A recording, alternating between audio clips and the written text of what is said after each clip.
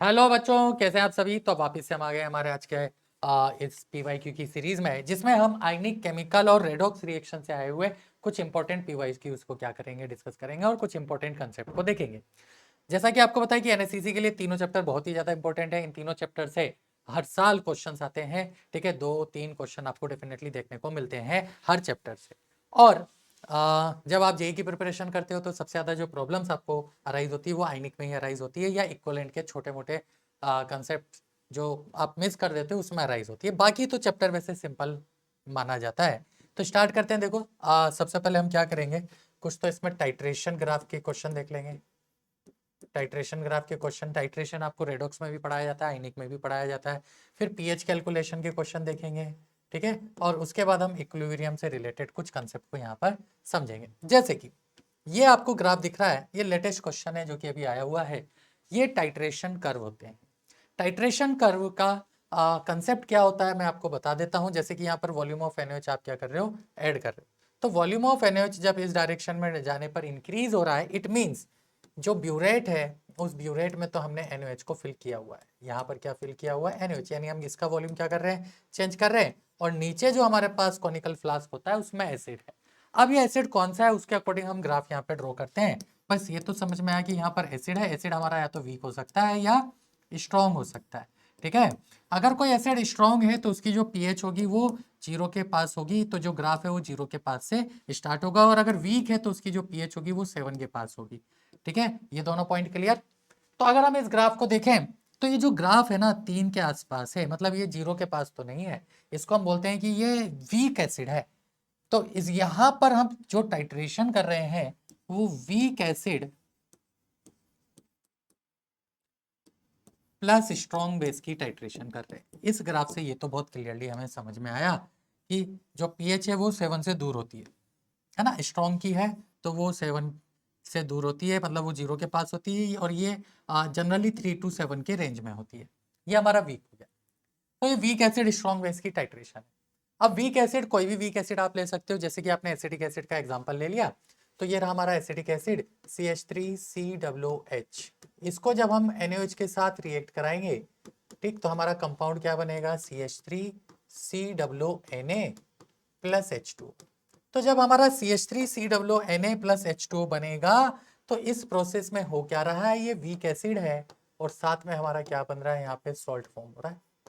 तो सॉल्यूशन में सॉल्ट यानी उसका कॉन्जुगेटेड आयन है, साथ में वीक एसिड है, तो ये बफर बनेगा इनिशियली। जैसे ही आप NaOH की फर्स्ट ड्रॉप डालोगे, फर्स्ट ड्रॉप डालने के बाद ये बफर सॉल्यूशन बन जाएगा। लेकिन बेस्ट बफर के लिए आपको पता है कि जो पीएच रेंज होती है, ठीक है, कॉन्सेंट्रेशन की रेंज होती है पीके +-1 के बीच में होती है, तो वो एक अलग कंसेप्ट है। यानी ये तो समझ में आया कि इनिशियली ये बफर बनेगा। जैसे जैसे रिएक्शन आगे जाएगी, NaOH आप डालते जाओगे, जब ये पूरा कंज्यूम हो जाएगा तो सिर्फ ये बचेगा। ये बचेगा तो उसे हम फिर बोलते हैं सॉल्ट हाइड्रोलिसिस।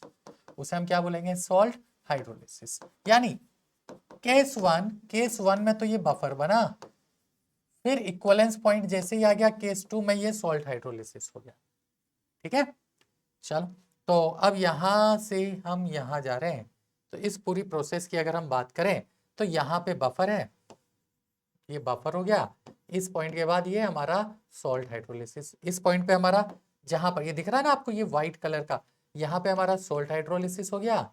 अब सॉल्ट हाइड्रोलिसिस होने के बाद अगर आप और NaOH डालोगे, तो अब और NaOH अगर हम डाल रहे हैं तो ये क्या हो जाएगा, स्ट्रॉन्ग बेस हो जाएगा और 14 की तरफ मूव करेगा। तो ये हमारे को नेचर समझ में आ गया। अब इसके बेसिस पे हम ऑप्शन पढ़ते हैं और हमारे क्वेश्चन का आंसर करने की कोशिश करते हैं। तो बिफोर द इक्वलेंस पॉइंट, ये हमारा इक्वलेंस पॉइंट है, this is your equivalence point. तो before the equivalence point a series of buffer solution determine the pH. Correct बोल रहा है भाई, बफर सॉल्यूशन की तरह ही वो सॉल्यूशन बिहेव कर रहा है। तो अ series of buffer solution, series क्यों बोला, क्योंकि कॉन्सेंट्रेशन कंटिन्यूअसली चेंज होती जाएगी, अलग अलग कॉन्सेंट्रेशन का हमारे को अब बफर देखने को मिलेगा। फिर बी ऑप्शन पे जाते हैं, the graph represent the titration of strong acid with NaOH। नहीं, ये स्ट्रॉन्ग एसिड नहीं है, ये वीक एसिड है। क्यों, क्योंकि ये 1 के आसपास से स्टार्ट नहीं हो रहा है, तो ये गलत हो गया, ये वीक एसिड का ग्राफ है। एट द इक्वलेंस पॉइंट, ये रहा equivalence point, hydrolysis of anion of the acid determine the pH. ठीक है, तो सॉल्ट हाइड्रोलिसिस लग रहा है। सॉल्ट हाइड्रोलिसिस में किसका हाइड्रोलिसिस होगा, एनाइनिक हाइड्रोलिसिस होगा। क्यों, क्योंकि वीक एसिड से बना हुआ है। तो ये वाला पॉइंट भी हमारा क्या है, करेक्ट है। ठीक, अब जरा डी पॉइंट पे आते हैं। आफ्टर द इक्विवेलेंस पॉइंट, यानी इस जोन की बात कर रहा है। Acidic oblique salt buffer solution determine the pH, नहीं। अब डोमिनेटिंग फैक्टर किसका आ गया? स्ट्रॉन्ग बेस, क्योंकि NaOH ऐड होता जा रहा है, NaOH हमारा स्ट्रॉन्ग बेस होता है, वो डोमिनेट करेगा, वो डोमिनेट करेगा तो पीएच को वो डिटरमाइन करेगा, सॉल्ट या बफर डिटरमाइन नहीं करेंगे, इसलिए ये ऑप्शन हमारा क्या हो गया? इनकरेक्ट हो गया।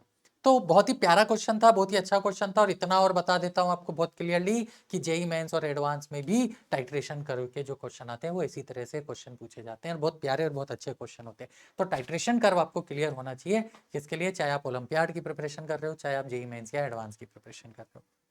बढ़ते हैं हमारे नेक्स्ट क्वेश्चन पे। अब देखो नेक्स्ट क्वेश्चन क्या बोल रहा है, ये हमसे बोल रहा है कि the pOH of solution obtain by mixing 30 ml of a strong monobasic acid of pH 3। हमारे पास क्या है? स्ट्रॉन्ग मोनोबेसिक एसिड है। स्ट्रॉन्ग मोनोबेसिक एसिड क्या होता है?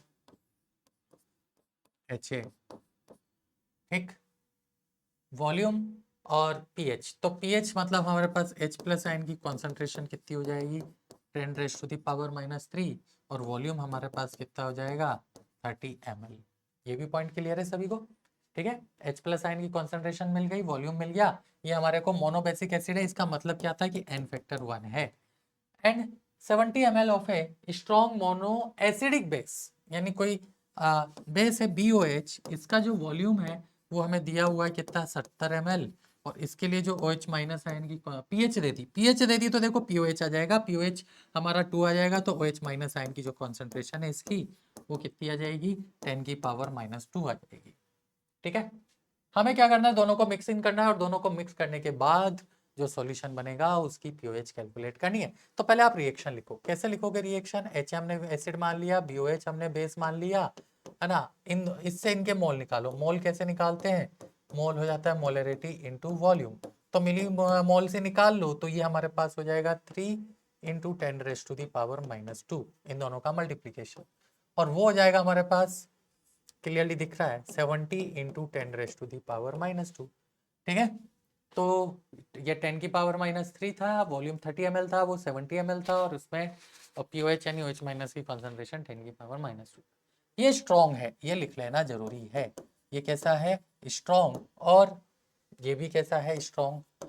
अब दो स्ट्रॉन्ग एसिड, दो स्ट्रॉन्ग बेस, आप N1, दो तरीके हैं, या तो आप रिएक्शन लिख के फाइंड आउट कर लो, या N1V1 - N2V2 कर लो। ठीक है, तो जब आप करोगे तो ये हमारे पास क्या हो गया? N1V1, मतलब यहाँ पर क्लियरली दिख रहा है कि N1V1 - N2V2 अपन V टोटल करोगे ना, या तो इससे निकाल लो, तो ये रहा हमारा 3 × n फैक्टर 1 है 10⁻⁻2 माइनस ये कितना है? 70 × 10⁻⁻2 divided by total volume. Total volume हो जाएगा हमारा 100 ml।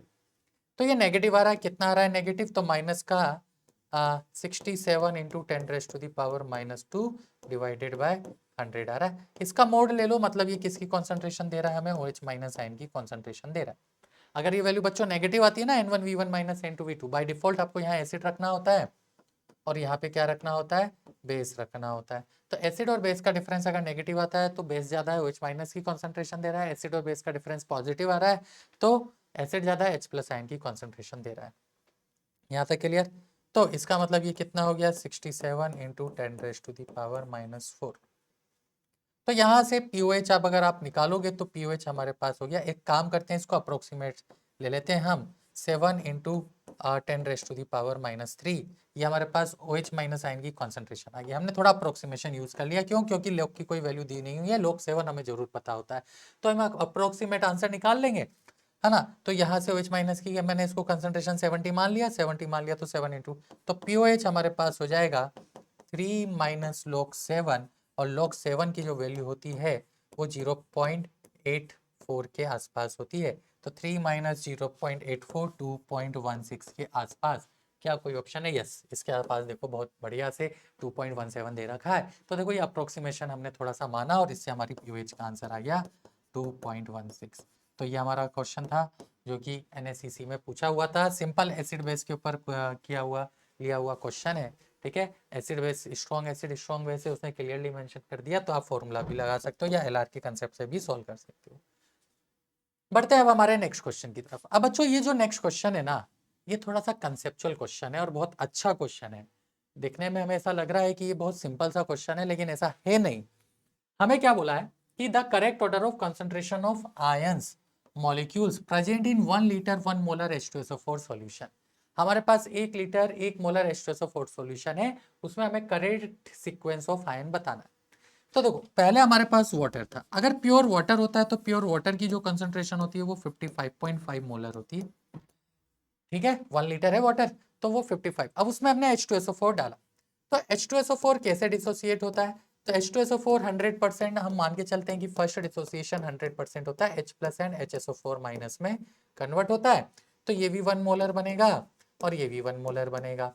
अब वो अलग बात है कि HSO4 माइनस फर्दर क्या होगा, वीक डिसोसिएशन होता है इसका, तो H plus and SO4 2 minus में कन्वर्ट होगा। ठीक है, तो लेट से 1 माइनस एल्फा गया, ये कुछ एल्फा है और ये कुछ एल्फा बना। अब अगर हम बात करें तो वाटर भी हमारा क्या होता है, आयनाइज होता है। कैसे? H plus and OH minus के फॉर्म में। तो कितना बनता है 10 अप्रोक्सीमेट 10 टू द पावर -7 जब प्योर होता है।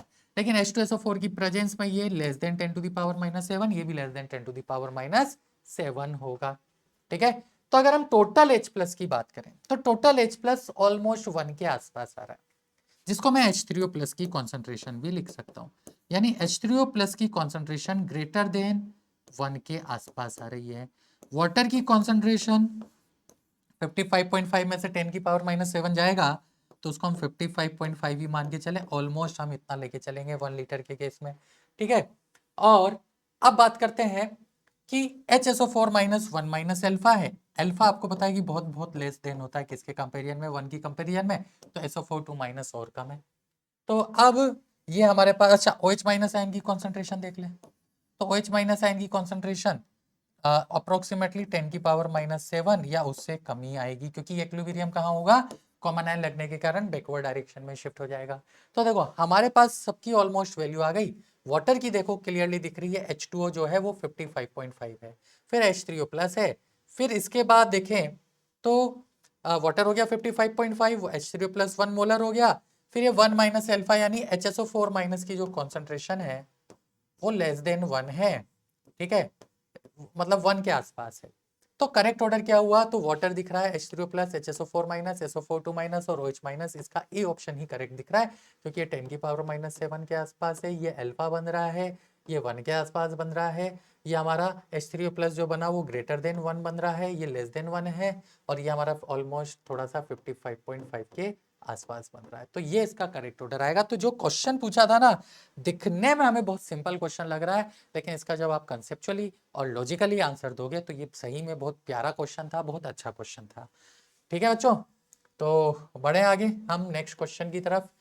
ये हमारा आंसर हो गया ए ऑप्शन। जरा नेक्स्ट क्वेश्चन को देख लेते हैं। The pH of solution produce by complete consumption of 10 ml 0.4 molar NaOH2 x ml of 0.5 molar acetic acid. यानी यहाँ पर क्लियरली समझ में आ रहा है कि हम एसिडिक एसिड को क्या करा रहे हैं, रिएक्ट करा रहे हैं किसके साथ, NaOH के साथ। अब इनका डाटा हमें दिया हुआ है, NaOH का हमें वॉल्यूम दे दिया कितना 10 ml, और उसकी जो मोलरिटी है ना बच्चों वो 0.4 मोलर दी हुई है, ऐसा डाटा बोल रहा है। हमें x की वैल्यू यहाँ पर पूछी है, x क्या है, तो ये वॉल्यूम ऑफ CH3COOH है, x ml देखो दिया हुआ है, और इसकी जो मोलरिटी है वो क्या है 0.5 है।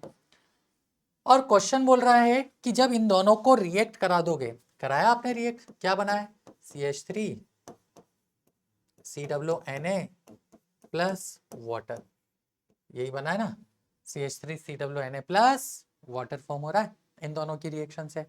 तो इसमें वो बोल रहा है कि अब एक चीज है, इस वर्ड पे थोड़ा सा फोकस करना है, कंप्लीट कंजप्शन ऑफ NaOH2 किसमें, एसिटिक एसिड में। जो पीएच हमारे को मिल रही है ना ये 4.57 है। अब यही पर आप लोगों से गड़बड़ होती है। कुछ बच्चे कंफ्यूज होते हैं, इसे बफर से सोल्व करते हैं, कुछ बच्चे कंफ्यूज होते हैं, इसे सॉल्ट हाइड्रोलिसिस से सोल्व करते हैं। अब दिक्कत ये है कि हम इसे सॉल्ट हाइड्रोलिसिस से सोल्व करें या बफर से सोल्व करें। ठीक है, उसके लिए उसको समझाने से पहले जरा हम इसके मिलीमोल्स निकाल लें। तो यहाँ पर इसके मिलीमोल्स हो जाएंगे कितना, ये तो 4, और यहाँ पर हो जाएंगे इसके मिलीमोल 0.5x। ये हमने दोनों के क्या कर लिए, मिलीमोल कैलकुलेट कर लिए। अब क्वेश्चन ये है कि हमें ये देखना है, अच्छा हमें के भी दिया हुआ है एसिटिक एसिड का, चलो अब बफर है तो उसमें भी जरूरत पड़ेगी, सोल्ट हाइड्रोलिसिस है तो उसमें भी जरूरत पड़ेगी। तो अब हमें मानना क्या है ये हमें कैसे पता पड़ेगा।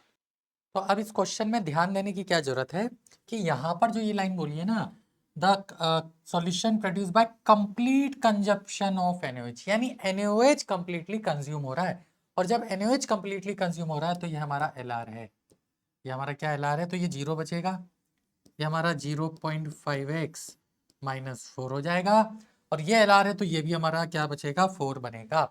तो अब देखो जो सॉल्यूशन हो गया ना, ये बफर हो गया है ना, और बफर हो गया तो बफर की पीएच तो आपको पता है कि पीके plus low conjugated base upon acid होता है। तो मैं पहले फॉर्मूला लिख देता हूँ, पीएच क्या होता है बफर का, पीके प्लस लोग कॉन्जुगेटेड बेस अपॉन एसिड। ठीक है बच्चों, तो यहाँ पर पीएच की वैल्यू कितना दिया हुआ है, पीएच हमें 4.57 दिया हुआ है। इसको जब आप सोल्व करोगे ना तो ये 5 माइनस लोग 1.8, इसकी वैल्यू आ जाएगी 1.8 की 0.26 ले लो तो 4.74, ठीक है, प्लस लोग base 10 conjugated base, conjugated base कहाँ है, कॉन्जुगेटेड बेस देख लेते हैं एक बार, ये रहा, तो इसकी वैल्यू है 4 अपॉन एसिड, एसिड की वैल्यू कितना है 0.5x -4, ठीक है। तो अब तो हमें इसको सॉल्व करना है, सिर्फ कैलकुलेशन है हमारी, तो इन दोनों को सॉल्व कर लो, है ना, तो आपके पास क्या आ जाएगा 4.57 -4.74, ठीक है, इक्वल टू माइनस, इसको मैं रिवर्स कर देता हूँ क्योंकि मेरे को थोड़ा सा कैलकुलेशन सिंपल लग रही है रिवर्स करने के बाद, ठीक है। अब देखो ये नेगेटिव आएगा, तो 3 और 4 17, तो 0.17 इक्वल टू log बेस 10। अब तो कैलकुलेशन है भाई, 0.5/4x -1 है, यही है डाटा। तो जब आप लोग एंटी लोग तो 10 की पावर 0.17 और 10 की पावर 0.17 की वैल्यू अप्रोक्सीमेटली 1.47 के आसपास आएगी, क्योंकि 10 की पावर 3 पॉइंट समथिंग होती है, ठीक है। तो ये हमारे पास वैल्यू आ गई, और ये आ गया हमारे पास 5/40 x -1। अब तो हमें इसे सॉल्व करना है, तो यहाँ कर लेते हैं कैलकुलेशन, तो ये हो जाएगा 2.47 इक्वल टू x/8। तो यहाँ से जो x की वैल्यू आ रही है वो क्या आ रही है, वो आ रही है 2.47 इंटू 8, 8 दूनी 16 से ज़्यादा 19 पॉइंट समथिंग वैल्यू आ रही है ये। तो देख लेते हैं 19 पॉइंट समथिंग, एक ही ऑप्शन है सी ऑप्शन, जो कि हमारा इसका क्या होगा, करेक्ट आंसर होगा। ठीक है बच्चों, तो क्वेश्चन अच्छा था, मेरे हिसाब से अच्छा ही क्वेश्चन था। आपको कैलकुलेशन भी अच्छे से करनी थी, मान लो कैलकुलेटर नहीं दिया है तो आपको ये कैलकुलेशन, ये वाला पार्ट स्पेशली एंटी लॉग लेना, है ना, अगर कैलकुलेटर अलाउ नहीं होता है तो ये थोड़ा सा डिफिकल्ट हो जाता है, थोड़ा सा आपको यहाँ पे अप्रोक्सीमेशन लेके चलना पड़ेगा। अब की बार से तो शायद कैलकुलेटर अलाउ है, ऐसा कुछ नोटिफिकेशन है, तो वहां पे आपको आसानी हो जाएगी, वरना ये कैलकुलेशन यहाँ पे एक तो इंपॉर्टेंट थी, दूसरा कि बफर बनेगा, सोल्ट हाइड्रोलिसिस बनेगा, ये आपको समझना बहुत जरूरी था। चलो पढ़ते हैं नेक्स्ट क्वेश्चन की तरफ, है ना, इसमें तो चलो कंसेप्ट तो था ही। अब ये बोल रहा है, ये है ना, वैसे तो देखा जाए तो ये जो क्वेश्चन अभी आया है नेक्स्ट वाला, पहले पढ़ लेते हैं कि क्या है, फिर मैं आपको बताऊंगा कि इसमें करना क्या है। कि volume of one drop aqua solution और from an eye dropper is approximately 0.05 ml है। एक ड्रॉपर का जो है आई ड्रॉपर, उसका जो एक ड्रॉप है उसका वॉल्यूम 0.05 ml है। ऐसी एक ड्रॉप जिस ऑफ 0.2 मोलर HCl को हम क्या करते हैं 100 ml डिस्टिल वाटर में ऐड करते हैं, तो पीएच ऑफ रिजल्टिंग सॉल्यूशन क्या होगा। तो अगर हम इसको ध्यान से देखें तो ये सिंपल सा डाइल्यूशन वाला प्रॉब्लम है, जिसमें हम M1V1 इक्वल टू क्या कर देते हैं M2V2 कर देते हैं, मात्र इतना करना है। तो 0.2 मोलर हमारा है, क्वेश्चन देख के एकदम से क्लिक नहीं करता है, लेकिन अगर क्वेश्चन समझोगे तो पहले वॉल्यूम इतना था, उसको हम 100 ml में डाल रहे हैं, तो वो हमारा वॉल्यूम क्या हो गया, डाइल्यूट ही हो गया। और V1 हमारा 0.05 था, ठीक है। उसके बाद M2 हमें निकालनी है, क्योंकि अगर मोलरिटी आ जाएगी तो पीएच भी आ जाएगी हमारे पास, ठीक है। और वॉल्यूम V2 हमें देखना है कितना हो गया, तो V2 को हम ऑलमोस्ट 100 ले लेते हैं, ऑलमोस्ट क्या ले लें 100। तो देखो यहाँ से ये हो गया कितना 10, तो 10 ये हो गया 10 की पावर -2 इक्वल टू 100 M2। तो यहाँ से जो M2 आ गया, M2 आ गया वो कितना आ गया 10 की पावर -4 मोलर, यानी अब HCl की कंसंट्रेशन 10 की पावर -4 मोलर है, तो मिलने वाला जो H+ आयन है इसकी कंसंट्रेशन भी 10 की पावर -4 मोलर होगी। और पीएच बच्चों कैसे निकालते हैं, तो पीएच हम निकालते हैं कैसे निकालते हैं आप सभी को पता है, minus log base 10 concentration of H plus ion. बस अब तो वैल्यू पुट करनी है, कितना हो जाएगा पीएच, डायरेक्टली 4 आ जाएगा, minus log base 10 10 raise to the power -4, तो पीएच का आंसर आ गया 4। तो ये क्वेश्चन था जो कि प्रीवियस ईयर में हमसे पूछा था। तो देखो क्वेश्चन कभी बहुत ही सिंपल भी आ जाते हैं, क्वेश्चन कभी बहुत ही आउट ऑफ द बॉक्स भी आ जाते हैं, तो हमें हर सिचुएशन के लिए प्रिपेयर रहना है यहाँ पर इस तरह के क्वेश्चंस में। बढ़ते हैं हमारे नेक्स्ट क्वेश्चन की तरफ। तो ये जो नेक्स्ट क्वेश्चन है, अब देखो नेक्स्ट क्वेश्चन में क्या पूछा है हमसे, परसेंटेज डिसोसिएशन ही पूछ लिया, अल्फा पूछ लिया, ठीक है। हमें क्या दे दिया, एक्वस एसिटिक एसिड दे दिया, एक्वस एसिटिक एसिड जिसकी मोलरिटी हमारे पास 0.08 है ना, 25 डिग्री सेल्सियस हमें टेम्परेचर दे दिया, के दे दिया, और परसेंटेज अल्फा निकालना है। तो आपको पता है कि हम मान के चलते हैं, पहले हम मान लेते हैं alpha is very very less than 1। अगर ऐसा मानते हैं तो 1 माइनस अल्फा को 1 ले लेते हैं, और अल्फा इक्वल टू हमारा क्या हो जाता है, रूट के बाई सी हो जाता है। कैसे आता है, आप ओसवाल्ड डाइल्यूशन लॉ से इसको सोल्व करते हो कि एसिडिक एसिड हमारा डिसोसिएट होके क्या दे रहा है बच्चों, एसिडिक एसिड डिसोसिएट होके देता है CH3CW minus and H plus. ये C है, ये जीरो है, ये जीरो है, इनिशियल कॉन्सेंट्रेशन आपने C मान ली है। तो T equal to T time पे बच्चों 1 में से अल्फा आ जाता है, C में से C अल्फा डिसोसिएट होगा। ये मैं क्लास में बहुत बार समझाता हूँ, यहीं पर आप लोग गड़बड़ करते हो, इसको ध्यान रखना। ये C अल्फा बनेगा, ये C अल्फा बनेगा। इक्विलिब्रियम कांस्टेंट कैसे लिखोगे आप, तो दिस इंटू दिस, यानी C alpha into C alpha divided by this, यानी C1 माइनस अल्फा। तो एक C से एक C cancel out, C alpha square upon 1 minus alpha. अब मैंने क्या बोला, alpha is very very less than 1, तो 1 माइनस अल्फा को 1 मान लो, तो यहाँ से K equal to C alpha square हो जाता है, ठीक है। तो ये हमारे पास देखो हमने अजम्पशन मान लिया है ना। और अगर हम ऑप्शन भी देखें ना, तो सारे ऑप्शन जो है ना वो 5% से कम ही है, तो ये अजम्पशन वैलिड है। अगर 5% से ज्यादा कोई ऑप्शन होता ना, तो हमें क्वाड्रेटिक बना के सोल्व करना पड़ता, अगर सारे ऑप्शन 5% से ज्यादा होते तो, बट है ही नहीं, तो हम अजम्पशन मान लेते हैं। के की वैल्यू हमें दी हुई है, क्वेश्चन ने कितना दिया हुआ है देखो, अब तो सिंपल है, 1.8 into 10 raise to the power -5, और ये कैलकुलेशन भी बहुत सिंपल सी लग रही है मुझे, ये 0.08 है। तो इसको मैं बहुत ही प्यारे तरीके से अगर देखूं, है ना, तो ये मैं लिख सकता हूँ 18/8 into 10 raise to the power -4, एक 10 से और डिवाइड कर दिया, इसको 2 से कट कर दो तो ये 9 और ये 4, देखो परफेक्ट अंडर रूट हमें मिल गए। 3/2 into 10 raise to the power -2 is your alpha. तो परसेंटेज अल्फा जो होगा वो 3/2 आ जाएगा, क्योंकि आप अल्फा को क्या करोगे 100 से मल्टीप्लाई, जो कि कितना है 1.5। तो ये हमारा कौन सा ऑप्शन हो गया, ये हमारा बी ऑप्शन हो गया, ठीक है बच्चों। बढ़ते हैं नेक्स्ट क्वेश्चन। अब देखो ये जो नेक्स्ट क्वेश्चन है, ये हमें दिया हुआ है कि एक्वस सॉल्यूशन है, किसका है, एक्वस सॉल्यूशन स्लेक्लाइम यानी कैल्शियम हाइड्रोक्साइड का है, is extensively use in municipal water treatment plant, ठीक है, वहां पर हम इसको यूज करते हैं। Maximum pH possible in an aqueous solution of slaked lime is, कितना मैक्सिमम पीएच होगा, हमें केएसपी दिया है, केएसपी। अच्छा, केएसपी बहुत इंपॉर्टेंट टॉपिक है, सॉल्युबिलिटी प्रोडक्ट, जेई के हिसाब से तो मैक्सिमम क्वेश्चन आप देखना पीवाईक्यूज उठा के आपको इसी टॉपिक से मिलेंगे। अब केएसपी कैसे लिखते हैं, तो केएसपी लिखना मैं सिखा देता हूं, उसके बाद हम इस क्वेश्चन को डिस्कस कर लेंगे। तो कैल्शियम हाइड्रोक्साइड देखो कैसे ब्रेक होता है, तो कैल्शियम हाइड्रोक्साइड हमारा डिसोसिएट होता है calcium 2 plus plus 2OH minus, ये हमारा कैल्शियम हाइड्रोक्साइड है, ठीक है। अब अगर मैंने इसकी सॉल्युबिलिटी को एस माना है, ठीक है, तो इसकी सॉल्युबिलिटी एस होगी और इसकी सॉल्युबिलिटी 2s होगी, ये सभी को क्लियर है। तो t इक्वल टू 0 पे इसकी सॉल्युबिलिटी ऐसे, हमें पता है कि ये पूरा डिसोसिएट हो जाता है, सॉल्ट 100% आयनाइज है, तो t equal to T time पे ये s बनेगा और ये कितना बनेगा 2s बनेगा, क्लियर। अब KSP कैसे लिखते हैं, तो KSP पहले हम समझ लेते हैं, KSP क्या होता है, सॉल्युबिलिटी प्रोडक्ट, ये आएगा concentration of Ca2 plus ion into concentration of OH minus का पावर 2 आएगा। तो आप इसकी जगह s रखोगे और इसकी जगह 2s की पावर 2 रखोगे, सोल्व करोगे तो ये 4s³ हो जाएगा, ठीक।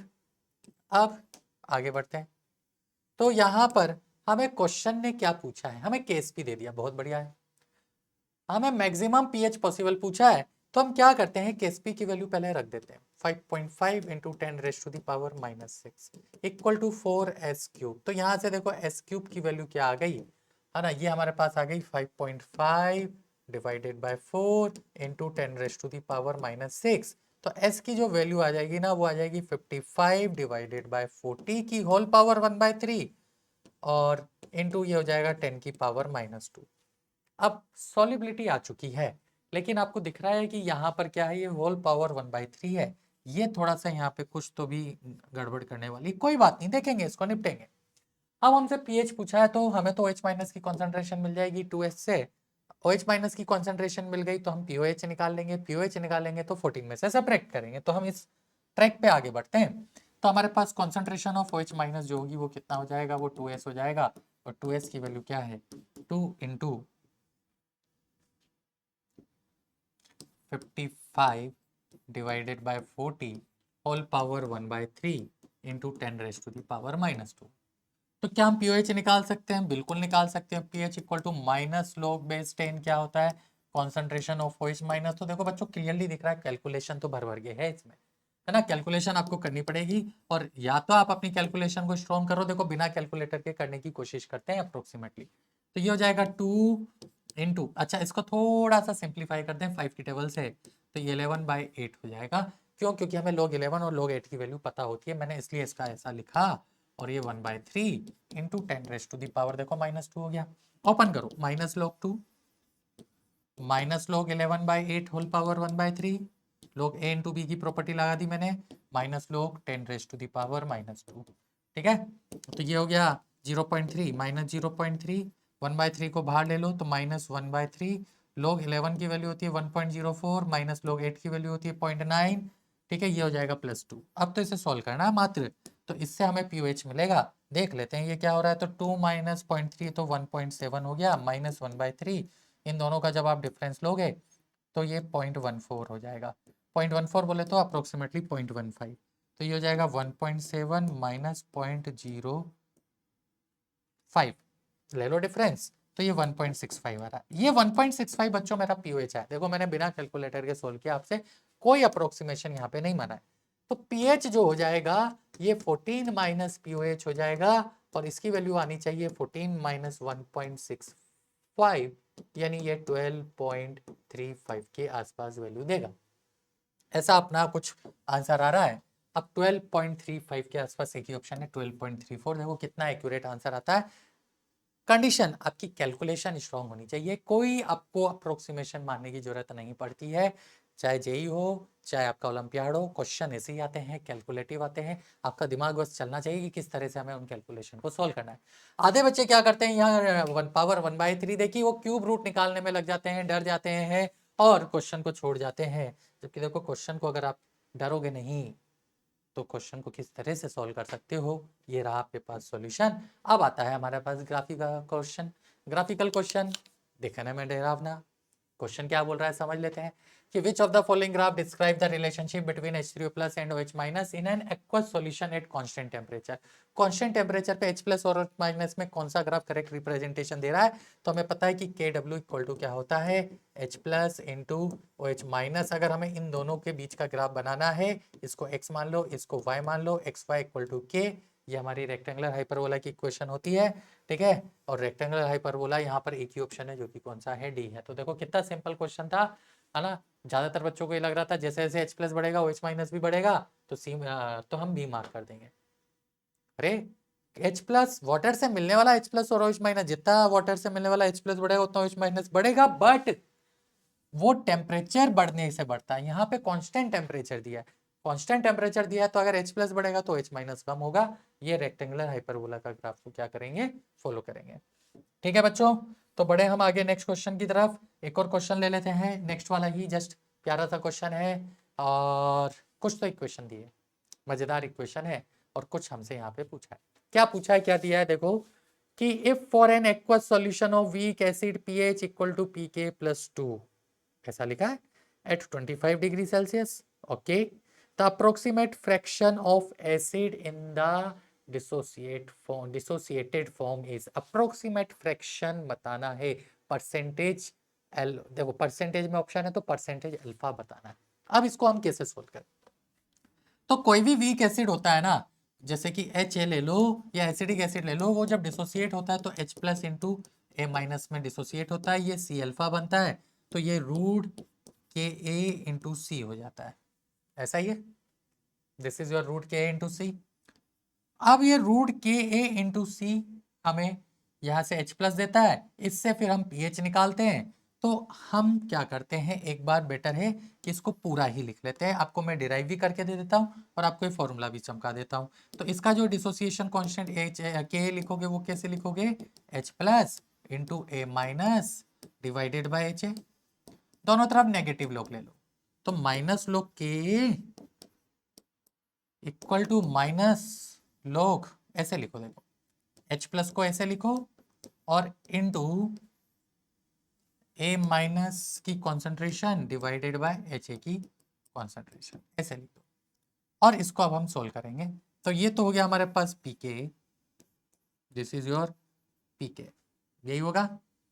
ये ओपन करो तो minus log H plus and minus log conjugated base upon acid.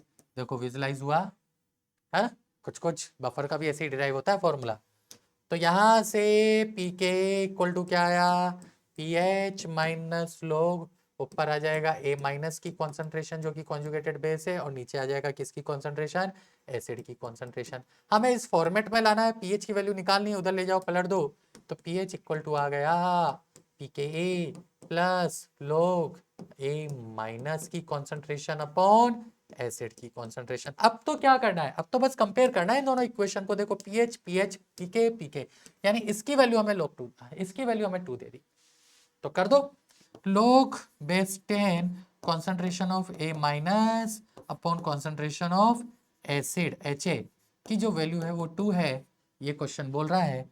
तो A minus upon HA is your 10 raise to the power 2, यही आएगा, यानी 100 हो गया।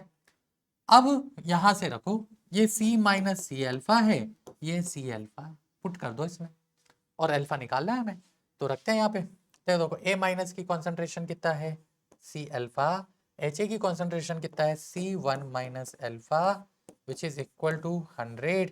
C से C हमारा कैंसिल आउट हो गया, इनवर्स हो गया, इनवर्स हो गया, तो ये 1 minus alpha upon alpha equal to 1/100 हो गया, ठीक है। या अंदर ले जाओ, 1 upon alpha minus 1 equal to 1/100, 1 upon alpha equal to 101/100। तो एल्फा इक्वल टू देखो 100/101, percentage alpha equal to 100/101 into 100 is your 99.9 something percentage आएगा, है ना। इसको मतलब हमें देखना है, तो उसने बोला है अप्रोक्सीमेट फ्रैक्शन, अप्रोक्सीमेट फ्रैक्शन जो कि हमारा कौन सा ऑप्शन हो गया, सी ऑप्शन हो गया। तो बच्चों आइनिक के जो क्वेश्चन है ना, आजकल के जो, अगर आप NSCGS के पेपर देखोगे, पैटर्न देखोगे, तो उसमें जरूर कुछ लेवल अच्छा हो गया है, कुछ कंसेप्चुअली क्वेश्चन देते हैं, ठीक है। और पुराने टाइप के जो पेपर आप देखोगे तो वो कैलकुलेटिव क्वेश्चन थे। अब अगर इस बार आपको दिया हुआ है नोटिफिकेशन की कैलकुलेटर अलाउ है, तो आप ये मान के चलो कि आइनिक के अगर क्वेश्चन आएंगे तो कैलकुलेशन तो आपकी बहुत ही शानदार आने वाली है ना। लेकिन इस तरह से आएगी कि अगर आपको बिना कैलकुलेटर के भी सोल्व करने की जरूरत पड़े तो आप कर सकते हो, कर लोगे, ठीक है। तो ये तो हमारे कुछ क्वेश्चन थे, ठीक है बच्चों। तो बढ़ते हैं नेक्स्ट क्वेश्चन की तरफ। जिस तरह से आयनिक है उसी तरह से केमिकल भी काफी इंपॉर्टेंट है ना। केमिकल के जो क्वेश्चंस होते हैं वो थोड़े सिंपल कंसेप्ट के ऊपर बेस्ड होते हैं। जैसे कि एक क्वेश्चन है, which of the following reaction Kp is greater than Kc। तो आपको पता है कि क्या रिलेशन होता है, Kp equal to Kc RT whole power delta Ng। तो इस समय अगर हम ध्यान से देखें तो यहाँ पर डेल्टा Ng की वैल्यू क्या है, यहाँ पर डेल्टा Ng की वैल्यू 0 आ रही है। डेल्टा Ng हम कैसे निकालते हैं, डेल्टा Ng बच्चों कैसे निकालते हैं, moles of product minus moles of reactant. कौन सी स्टेट के लेने हैं, गैसियस के लेने हैं। तो यहाँ पर देखो कितना है 2, यहाँ कितना है 1, और यहाँ कितना है 1, तो यहाँ पर तो 0 हो गया। ऐसे ही यहाँ देखेंगे तो इसके मोल 2 है और रिएक्टेंट के टोटल 4 है, तो डेल्टा Ng 2 माइनस, ये -2 हो गया। यहाँ पर डेल्टा Ng देखेंगे तो 2 + 1 3 प्रोडक्ट के हैं और 2 रिएक्टेंट के हैं, तो डेल्टा Ng 1 हो गया। और यहाँ देखेंगे तो 1 हमारे पास प्रोडक्ट के हैं, 2 हमारे पास रिएक्टेंट के, तो ये -1 हो गया, ठीक है।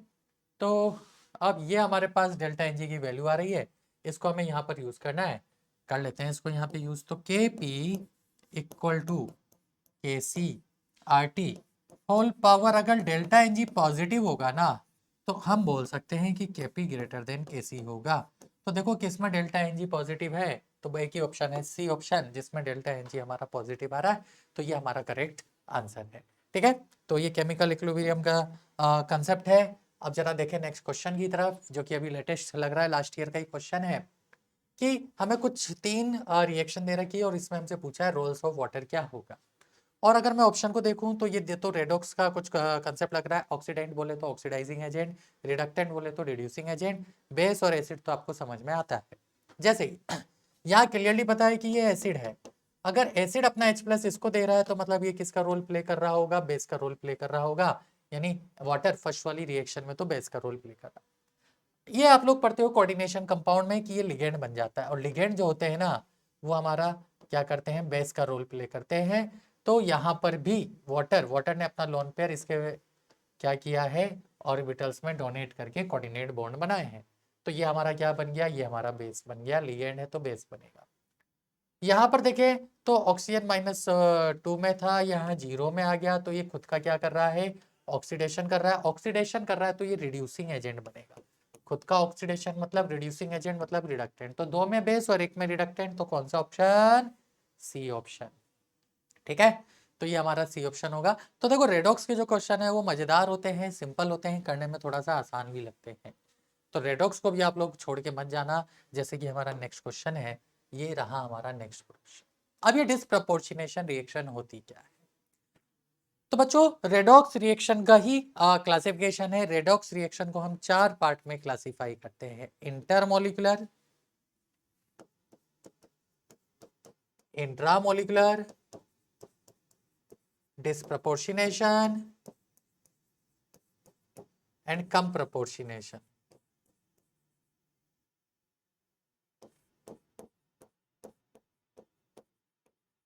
यही है। तो हम 4 पार्ट में इसको क्या करते हैं, क्लासिफाई करते हैं।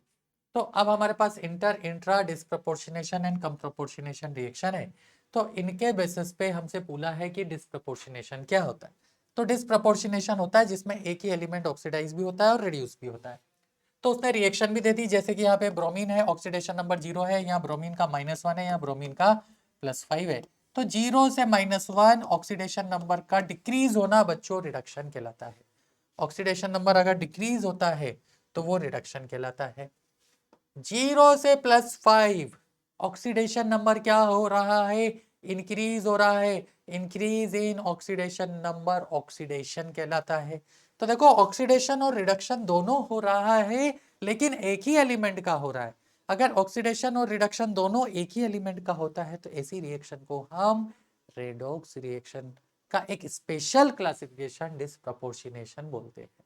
यानी सेम एलिमेंट ऑक्सीडाइज भी हो और वही रिड्यूस भी हो, तो ये हमारा डिस्प्रपोर्शनेशन कहलाता है। ये रहा हमारा डिस्प्रपोर्शनेशन रिएक्शन। ठीक, तो ये डिस्प्रपोर्शनेट हो गया। अब यहाँ पर हम बात करते हैं आगे की। आगे की कहानी क्या है। अब बात ये कि इक्विवेलेंट वेट पूछा है। अब इक्विवेलेंट वेट क्या होता है, तो इक्विवेलेंट वेट हमारा होता है molar mass upon N factor. This is our equivalent weight. Molar mass question ने m बोल दिया है, अब तो हमें n फैक्टर कैलकुलेट करना है। तो एक चीज याद रखना कि जो n फैक्टर होता है ओवरऑल डिस्प्रपोर्शनेशन रिएक्शन में मॉलिक्यूल का जो रिएक्टेंट है वो हम निकालते हैं n1 into n2 divided by n1 plus n2। ठीक है, तो इस तरह से आप यह फॉर्मूला होता है डिस्प्रपोर्शनेशन रिएक्शन में निकालने का। हम मेथड से भी निकाल सकते हैं, बट मेथड में टाइम लगेगा, तो आप सीधा ये याद रखना बच्चों की डिस्प्रपोर्शनेशन रिएक्शन में जो एन फैक्टर होता है वो n1 into n2 n1 plus n2 होता है, जहां पर n1 एक रिएक्शन का एन फैक्टर हो गया और n2 दूसरे रिएक्शन का एन फैक्टर हो गया। तो अब जरा दोनों रिएक्शन में एन फैक्टर की वैल्यू देख लें। तो देखो ब्रोमीन यहाँ पे 0 से -1 में जा रहा है, डिफरेंस यहाँ पे 1 का है। पर मॉलिक्यूल 2 ब्रोमीन है इसलिए 2 से मल्टीप्लाई करेंगे तो ये 2 हो गया। ठीक है बच्चों, अब यहाँ पर 0 से 5 में जा रहा है तो डिफरेंस आ गया 5 का। पर मॉलिक्यूल कितने ब्रोमीन है, 2, तो 5 इंटू 2 ये कितना हो जाएगा, 10 हो जाएगा।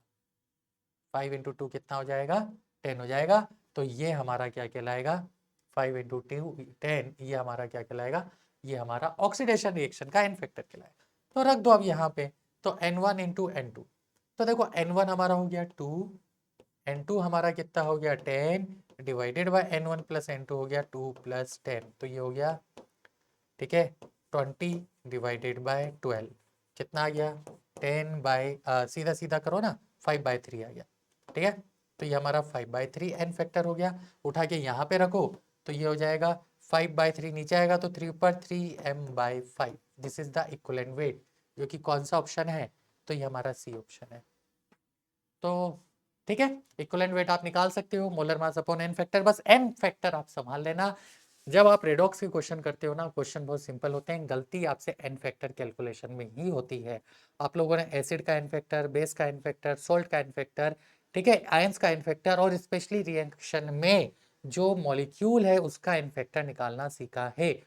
उनको थोड़ा सा प्रैक्टिस कर लो, रिवाइज कर लो और क्वेश्चन फिर बन जाएंगे। जैसे कि हमारे पास नेक्स्ट क्वेश्चन है।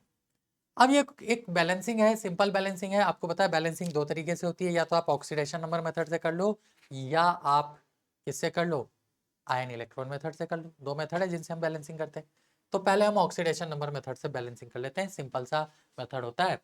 तो देखो यहाँ पर फ्लोरीन है F2। अब देखो ये भी एक तरह से डिस्प्रोपोर्शनेशन रिएक्शन है, क्योंकि F2 एक बार F- में जा रहा है और F2 एक बार OF2 में जा रहा है। मैंने दोनों को सेपरेट करके लिख दिया, ऑक्सीडेशन एंड रिडक्शन रिएक्शन को सेपरेट कर दिया।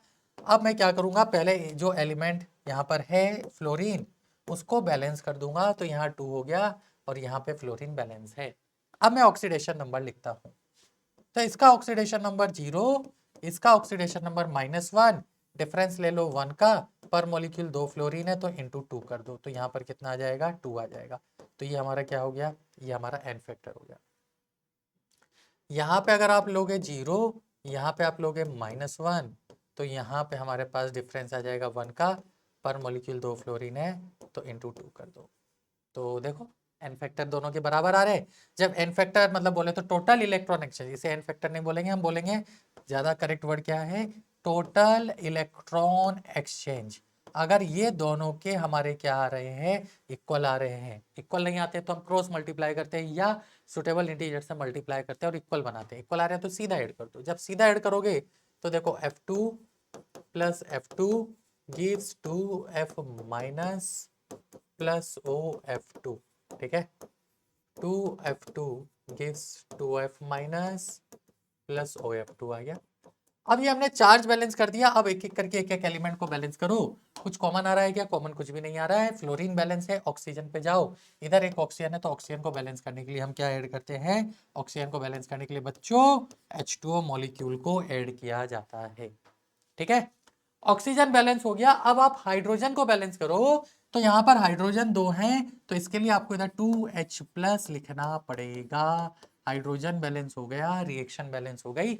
अब करेक्ट हुई है कि नहीं हुई है आपको कैसे पता पड़ेगा, आप चेक कर लो कि हमारा यहाँ पे चार्ज क्या है। इधर देखो टोटल चार्ज 0 है, यहाँ पे 2 माइनस का, यहाँ 2 प्लस का, जो भी 0 हो गया। अगर चार्ज भी बैलेंस आ रहा है मतलब हमारी रिएक्शन को हम बैलेंस मान के चलते हैं। उसने बोला है कोफिशिएंट, किसके बारे में पूछा है, तो ए बी एंड सी पूछा। ए बोले तो F2, बी बोले तो OH-। अच्छा ये देखो कौन से मीडियम में बैलेंस हुई, OH- दिया है, ये एसिडिक मीडियम में बैलेंस हुई है। इसे हम बेसिक मीडियम में कन्वर्ट कर दे, बहुत सिंपल सा तरीका है। जितना H+ उतना OH- दोनों तरफ ऐड कर दो। तो 2H- आपने इधर लिखे, प्लस H2O आया, प्लस 2F2 है। ठीक है, गिव्स व्हाट, 2F- है, प्लस OF2 है, प्लस 2H+ है, प्लस 2OH- है। इनको ऐड करो। ठीक है, जब आप इनको ऐड करोगे, इसको देखो तो ये वाटर बनेगा और एक वाटर से एक वाटर कैंसिल आउट, तो 2F2 प्लस 2OH- यही गिव्स 2F- प्लस OF2 और एक वाटर मॉलिक्यूल यहाँ बच जाएगा। तो ये रहा ए, ये रहा बी और ये रहा सी। तो ये तो 2 2 2 आ रहे हैं, तो करेक्ट आंसर क्या हो जाएगा, डी ऑप्शन हो जाएगा। बढ़ते हैं, बढ़ लें आगे। तो हमें ये नेक्स्ट रिएक्शन दी हुई है रेडॉक्स से, तो ऑब्वियस सी बात है रिएक्शन तो आएगी। और रिएक्शन आएगी तो हमसे पूछा है कि among the following the reaction that is classified as oxidation reduction, यानी इसमें से कौन कौन सी रिएक्शन हमारी रेडॉक्स रिएक्शन है, ये हमें बताना है। तो जरा फोर्थ पे जाए, हम रिवर्स जाते हैं। बहुत दिखने में बहुत छोटी सी रिएक्शन लग रही है, तो ये -1 है, ये -2 है, ये 0 है, तो देखो ये -1 से -2 रिडक्शन और ये ऑक्सीडेशन हो रहा है, तो ये तो रेडॉक्स है, 4 वाली तो है। Cl2 0 है, ये ये +5 है, यहाँ पर KClO3 में ऑक्सीडेशन नंबर निकालो, Cl में -1 है, तो एक बार +5 ऑक्सीडाइज भी हो रहा है और एक बार -1 रिड्यूस भी हो रहा है ना। ऑक्सीडेशन नंबर आपको निकालना आता है। आप क्या करो, ऐसे केसेस में जब भी आपसे पूछ लिया जाए कि कौन सी रिएक्शन रेडॉक्स होगी, आप ऑक्सीडेशन और रिडक्शन दोनों कैलकुलेट कर लो, और ऑक्सीडेशन एंड रिडक्शन दोनों कैलकुलेट करने के बाद आपको पता पड़ जाएगा, अगर दोनों निकाल रहे हैं तो ये भी रेडॉक्स है। चलो भाई, थर्ड भी रेडॉक्स हो गई। जरा फर्स्ट वाले की बात करें तो क्रोमियम का ऑक्सीडेशन नंबर यहाँ पे +6 है, और यहाँ x मान के निकालोगे तो ये भी +6 है, तो यहाँ पे क्रोमियम का ऑक्सीडेशन नंबर चेंज ही नहीं हो रहा है। जब क्रोमियम का ऑक्सीडेशन कैसे निकालते हैं ऑक्सीडेशन नंबर, ये लो मैं एक सिखा देता हूँ आपको। Cr2O7 2- है ना बच्चों, क्रोमियम का निकालना है तो इसको x मान लो, कितने क्रोमियम है 2, तो × 2 कर दो, प्लस ऑक्सीजन का निकालना है तो -2 इंटू कितने ऑक्सीजन है 7 इक्वल टू टोटल चार्ज क्या आ जाएगा -2, तो 2x - 14 इक्वल टू -2, तो x इक्वल टू कितना हो जाएगा 6 हो जाएगा प्लस का। जब x इक्वल टू प्लस का 6 हो गया, ठीक, तो ये हमारा क्या हो गया, क्रोमियम का ऑक्सीडेशन नंबर हो गया। दोनों में +6 ना ऑक्सीडेशन ना रिडक्शन, कुछ नहीं हो रहा है, तो ये तो रेडॉक्स नहीं है।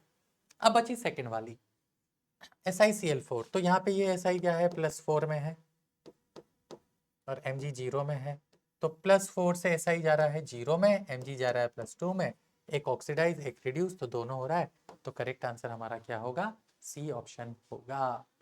ठीक है बच्चों, तो this is our correct answer, C is our correct answer. यहाँ तक क्लियर है सभी को? तो हम यहाँ पर बहुत क्लियरली बोल सकते हैं कि 2, 3, 4 इज अवर रेडॉक्स रिएक्शन।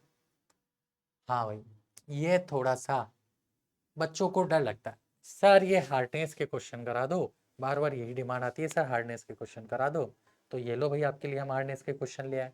ठीक है, तो कर लें इसको डिस्कस। तो हार्डनेस के क्वेश्चन में हमें क्या दिया हुआ है, देखो हमें एक RH2 दिया हुआ है ना, और इसको हम रिएक्ट करा रहे हैं किसके साथ, तो हार्डनेस के क्वेश्चन में हम यहाँ पे रिएक्शन में हमें दिया हुआ है कि एक आयन एक्सचेंज है, हमारे पास रेजिन है, ठीक है, उसमें हमारे पास RH2 है जिसमें can replace Ca2+ ion in hard water, as हमें एक रिएक्शन दी है कि RH2 को हम Ca2+ से रिएक्ट करा रहे हैं, तो RCa2+ बन रहा है +2H+ बन रहा है। इस रिएक्शन में बोल रहा है कि 1 लीटर हार्ड वाटर का सैंपल है हमारे पास, was pass through the resin, हम रेजिन से क्या कर रहे हैं, इसको पास कर रहे हैं। All H+ ion were replace by Ca2+ ion, जितने भी H+ आयन है ना, वो हम किससे कर रहे हैं, रिप्लेस कर रहे हैं, रिप्लेस बाय Ca2+ आयन। ठीक है, okay, and the pH of eluted water was founded to be 2, यानी जो भी H+ आयन, यानी अगर हम इसको देखें तो ये ऐसा होना चाहिए कि जितने भी H+ आयन RH2 में से बाहर निकले, उनसे जो H+ आयन बने उससे जो pH आई है वो 2 आई है। The hardness of water in the sample of water treated is, तो देखो हार्डनेस का जो कंसेप्ट है ना, बहुत प्यारा कंसेप्ट है। आप कुछ ना करो, आप इक्विवेलेंट्स में खेलो, अगर आप इक्विवेलेंट्स में खेलते हो ना तो बहुत ही प्यारा मजा आता है। आप इक्विवेलेंट से भी जा सकते हो, है ना, लेकिन मैं आपको मोल से भी सिखा देता हूँ। कैसे सिखाते हैं, देखो हमें पीएच कितना दिया है, पीएच हमें दिया हुआ है 2, पीएच अगर हमारे पास 2 है तो जो H+ आयन की कॉन्सेंट्रेशन है वो 10⁻⁻² है। ये रहा pH 2 हो गया, H+ आयन की कॉन्सेंट्रेशन 10⁻⁻² होगी, यहाँ रख दो। जब H+ आयन की कॉन्सेंट्रेशन यहाँ पर 10⁻⁻² मिल गई, तो देखो अब क्वेश्चन में वॉल्यूम हमें 1 लीटर दिया, तो यही मोल हो जाएगा, इसके 2 से इसका 1 मोल बनता है, तो मुझे मोल ऑफ Ca2+ आयन मिल गया। मिला कि नहीं मिला, कितना आ गया 1/2 इंटू 10⁻⁻², उसका आधा आ जाएगा। ठीक है, तो ये लो मोल आ गया Ca2+ का। अब तो क्या है, अब तो हो गया क्वेश्चन सॉल्व। कैसे हुआ, क्योंकि हम Ca2+ के टर्म में ही कैलकुलेशन कटी है। इसको लिख दो, गिवन मास अपॉन Ca2+ का एटॉमिक मास 40 होता है, तो गिवन मास मेरे पास यहाँ से आ जाएगा 20 इंटू 10⁻⁻² ग्राम। हार्डनेस कैसे निकालते हैं, तो हार्डनेस हम निकालते हैं कैसे, हार्डनेस के लिए आपको क्या करना है, ऊपर लेना होता है वेट ऑफ Ca2+ और इक्विवेलेंट। ठीक है, कौन सी यूनिट में लेना है, आप तो Ca2+ के उसमें ले लो, ग्राम में। नीचे आप क्या लेते हो, वेट ऑफ सॉल्यूशन, नीचे आपको वेट ऑफ सॉल्यूशन लेना होता है, इनटू यहाँ पे 10⁻⁶ आता है। अब हमें देखो हार्ड वाटर है, वाटर का वॉल्यूम दिया है 1 लीटर, वाटर का वॉल्यूम अगर 1 लीटर है, डेंसिटी क्वेश्चन में हमें नहीं दी होती तो हम मान के चलते हैं कि जो मास होगा वो 1000 ग्राम होगा। सीधा सीधा फंडा है, डेंसिटी नहीं दी है क्वेश्चन में तो हम यही मान के चलेंगे। और वेट ऑफ Ca2 प्लस हमारे पास हो गया 20 into 10⁻², divided by weight of solution यहाँ पर कितना हो गया हमारे पास 10,000, सही है, हाँ 1000 इंटू 10⁻6। तो ये हमारे पास बचा 2 इंटू 10⁻⁻1 और इससे ये कैंसिल आउट करोगे तो इंटू 10⁻3। तो ये जो आंसर आ रहा है ये 200 ppm आ रहा है। ठीक है, ये ppm का ही फॉर्मूला होता है 10⁻6। तो ppm में पूछा है 200 ppm, कौन सा ऑप्शन, डी ऑप्शन। तो बच्चों ये तरीका होता है हार्डनेस को सोल्व करने का। अब बहुत सी बार जब हार्डनेस के क्वेश्चन आते हैं ना वो किसी और टर्म में भी आ जाते हैं। आप कुछ ना करो, आप सबके इक्वलेंट इक्वल करते हुए Ca2 प्लस के इक्वलेंट निकाल लो, वहां से उसका मोल निकाल लो, मोल से गिवन मास निकाल लो और फिर ये फॉर्मूला लगा दो, हार्डनेस का क्वेश्चन समाप्त। ठीक है, तो ये हमारा आज की क्लास के लिए था, जो कि हमने इक्विलिब्रियम होमवर्क तो क्या ही देंगे आपको, है ना। आप लोग बहुत ईमानदारी से प्रैक्टिस कर रहे हो, तो मेजरली हमें जो प्रैक्टिस करनी है वो आयनिक, रेडॉक्स और इक्विलिब्रियम के क्वेश्चंस की प्रैक्टिस करनी है। थोड़ा सा थ्योरी पार्ट को ध्यान से पढ़ लो, क्वेश्चन अच्छे आते हैं, लॉजिकल आते हैं और मज़ेदार आते हैं। तो मिलेंगे नेक्स्ट चैप्टर में नेक्स्ट क्लास के साथ, तब तक के लिए धन्यवाद, bye bye, take care, thank you.